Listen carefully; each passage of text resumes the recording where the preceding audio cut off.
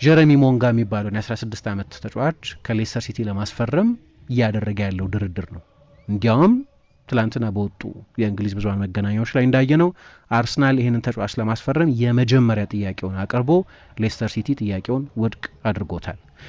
ኤክሳይቲንግ ተጫዋች ነው። በፕሪሚየር ሊግ ታሪክ በ15 ዓመት ከ271 ቀን የመጀመሪያ ጨዋታውን ያደረገና በፕሪሚየር ሊግ ታሪክም ከኤታን ዋኔሪና ከማክስ ዳውማን ቀጥሎ በአነስተኛ እድሜው የፕሪሚየር ሊግ ጨዋታ ያደረገ የእንግሊዝ ከ19 ዓመት በታች ብሔራዊ ቡድን ተጫዋች ሆኖ የተጫወተና በዛ የእድሜ እርከን ቡድን ውስጥ 7 ጨዋታዎችን ያደረገ ነው እና እንግዲህ ቴሌግራፍን ዲአትሌቲክን ጨምሮ ብዙ ብዙሃን መገናኛዎች እንዳሉት አርሰናል ይህንን ተጫዋች ለማስፈረም ከፍተኛ ፍላጎት አለው ብቻ ሳይሆን ተጫዋቹም ሌሎች ፈላጊዎች ቢኖሩትም ግን ተጫዋቹ ወደ አርሰናል ነው መዛወር የሚፈልገው። ደግሞ ሌስተር እንደምታውቁት አሁን የሚገርም ነው። የዛሬ 10 ዓመት የፕሪሚየር ሊግ ሻምፒዮን የሆነ ቡድን አሁን በእንግሊዝ 3ኛ ዲቪዚዮን ነው እየተጫወተ ያለው።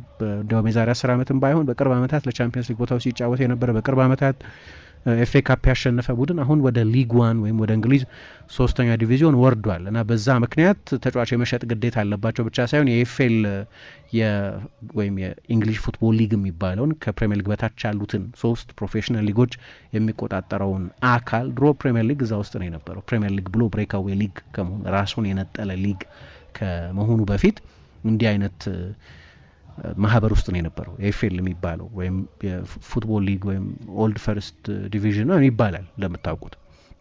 እና እዛ ደግሞ ጠንካራ የፋይናንስ ቁጥጥር ስላለ ሌስተር ሲቲ የግድ ተጫዋች መሸጥ አለበት እና ይህን ተጫዋች አርሰናል ለመግዛት ተቃርቧል እየተባለ ነው። ምንም እንኳን የመጀመሪያ ጥያቄው ውድቅ ቢሆንም ግን በሁለቱ ክለቦች መካከል በቅርብ ጊዜ መስማማት ላይ መደረሱ አይቀርም። ሚኬል አርቴታም ተጫዋቹን በፕሪሲዝን ላይ ይዞት መሄድ ይፈልጋል። ከዛ በኋላ አርሰናል ተጫዋቹን እዛው ክለብ ውስጥ ያቆየዋል ወይም ለሌላ ክለብ በውሰት ሰጥቶ እንዲጎለብት ይደረጋል የሚለው ከዚያ በኋላ ነው የሚወሰነው።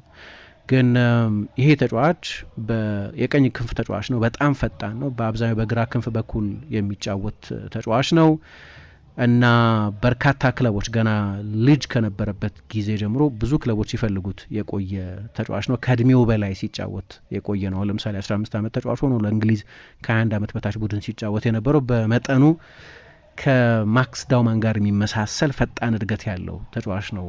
ልክ እንደ አርሰናል አይነት ክለብ ውስጥ በምትጫወቱበት ጊዜ ቶሎ ትኩረቶች፣ ቶሎ ስፖትላይቶች ይኖራሉ። ግን ልጅ በነበረበት ጊዜ ገና ለአንደኛው ክለብ ለመጫወት ከመወሰኑ በፊት ቼልሲ፣ ማንቸስተር ዩናይትድ፣ በተለይ ማንቸስተር ሲቲ፣ ሪያል ማድሪድ አይነት ክለቦች ሲፈልጉት የቆዩ ገና አስራዎቹ መጀመሪያ ጀምሮ ትልቅ ፖቴንሻል ተደርጎ ሲጠቀስ የቆየ ተጫዋች ነው እና ፈጣን ነው። የቀኝ እግር ተጫዋች ነው። ቀጥተኛ ነው። ፉልባኮችን አልፎ መሄድ የሚያስችል የ1v1 ችሎታ ያለው ነው። በሩድ ቫን ኒስተልሮይ አሰልጣኝነት ስር ነው ለመጀመሪያ ጊዜ የተጫወተው። በ90 ደቂቃ ውስጥ ኦልሞስት ወደ 8 ድሪብል የሚሞክር የሃይ ቮሊዩም ድሪብለር የሚባል በጨዋታ በጣም በተደጋጋሚ ድሪብል ለማድረግ የሚሞክር ተጫዋች ነው እና ይህን ተጫዋች ማምጣት ይፈልጋሉ። እንግዲህ የአርሰናል ደጋፊዎች ለጊዜው ዋናውን ቡድን ይልቁን የመጀመሪያውን 11 የሚያሻሽል ተጫዋች ለአርሰናል ሲፈርም ማየት የሚፈልጉ ይመስለኛል፣ ስታርቲንግ ላይንአፕ የሚባለውን።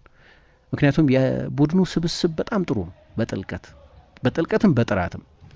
ግን የቻምፒየንስ ሊግ የፍጻሜ ጨዋታ ላይ እንዳየነው በአንዳንድ ትልልቅ ጨዋታዎችም ላይ እንዳየነው በተለይ ከአውሮፓ ኤሊቶች ጋር በሚገናኝበት ጊዜ ያሁኑ የአውሮፓ ዶሚናንት ቡድን ፓሪስ ሳን ጀርማን ነው እንደምታውቁት። ከእንደዚህ አይነት ቡድኖች ጋር በሚገናኝበት ጊዜ የላቀ የጥራት ደረጃ ያላቸው የመጀመሪያውን 11 ማሻሻል የሚችሉ ተጨማሪ ተጫዋቾች ማምጣት አለበት። አሁን እንግዲህ እዛ የቻምፒየንስ ሊግ የፍጻሜ ጨዋታ ላይ ጨዋታውን የጀመሩ ተጫዋቾች በሙሉ የቆዩት ተጫዋቾች ናቸው እንጂ ባለፈው የዛሬ ዓመት አርሰናል ያስፈረማቸው ተጫዋቾች አይደሉም። ምክንያቱም ዮኬሬስ አልጀመረም፣ ማዱዌኬ አልጀመረም፣ ኤዜ አልጀመረም። እነዚህ ሁሉ የማጥቃት ተጫዋቾች ናቸው። ስለዚህ ሚኬል አርቴታ እነዚህን ተጫዋቾች በእሱ አገላለጽ ተጫዋቾችን ተጠባባቂ ብሎ መግለጽ ስለማይወድ ፊኒሸርስ ብሎ ነው የሚጠቅሳቸው። ሃይራርኪ ማስቀመጥ አይፈልግም። ግን እናውቃለን ሃይራርኪ አለ፣ ተዋረዳል።